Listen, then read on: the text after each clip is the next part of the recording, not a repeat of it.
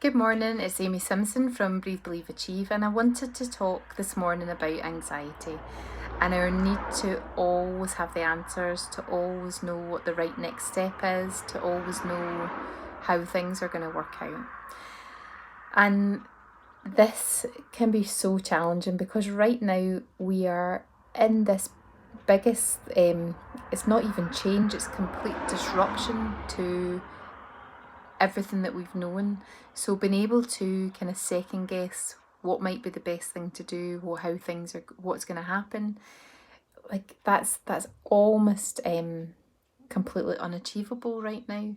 So we need to let go of the need always to have the answer.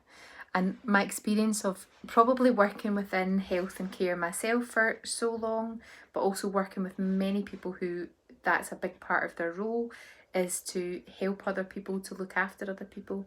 We become so used to being the person who fixes things, the person who has the answer, the person who can come up with the right thing to say, the right thing to do.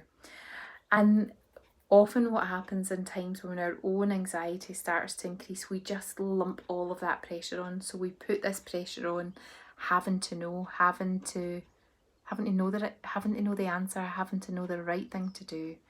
And it's not always possible, especially if we are feeling a little bit overwhelmed, especially if we are maybe not sleeping the best, especially if we're worried. Maybe our own health is, maybe we've been feeling a little bit run down.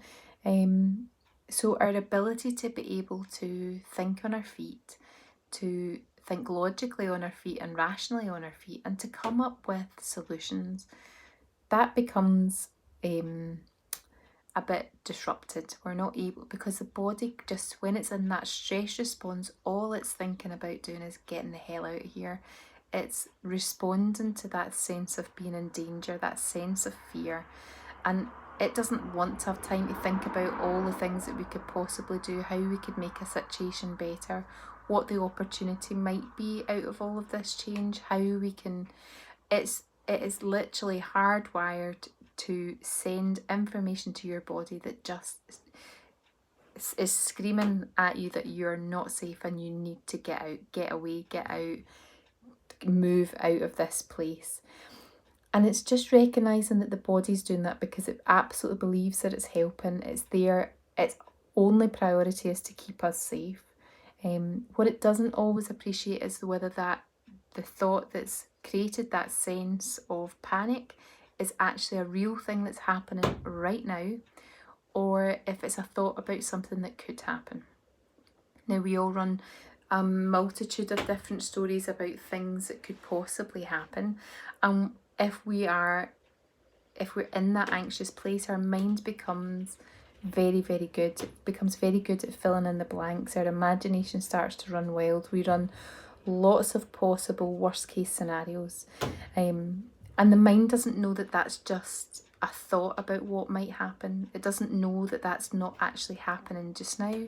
So the body starts to respond as if that's actually happening right now. So it's recognizing when you feel that anxiety, when you feel your body start to react to that, you feel that racing heart, your head just got that inability to be able to think straight, when our shoulders are clamped to our ears, when our stomach's in knots, when we just have this horrible agitated energy in the body, that is because the body believes it's not safe, because it believes that these thoughts and these stories that we're running in the mind are happening now.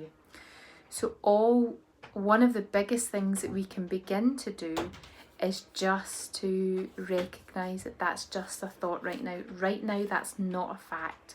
This isn't happening right now.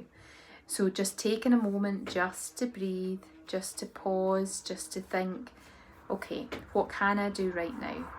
And just to recognize I don't always need to have the answers, because nobody has all of the answers just now.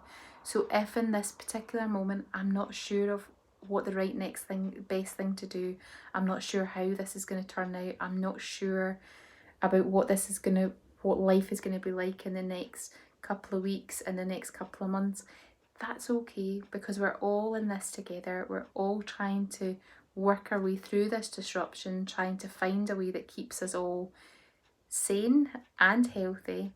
And do you know, sometimes we'll get it right and other times we'll try stuff and it may not work, and that's okay, because we're going to, there's that lovely quote about actually, do you know, sometimes getting it wrong is the opportunity where we have the greatest learning. So really taking the pressure off. You do not need to have all of the answers just now. Recognise when the mind is caught in that story about what could go wrong.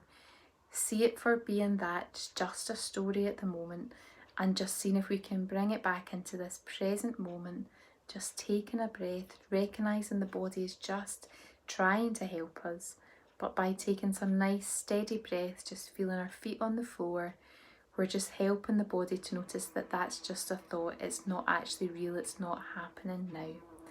I hope that helps.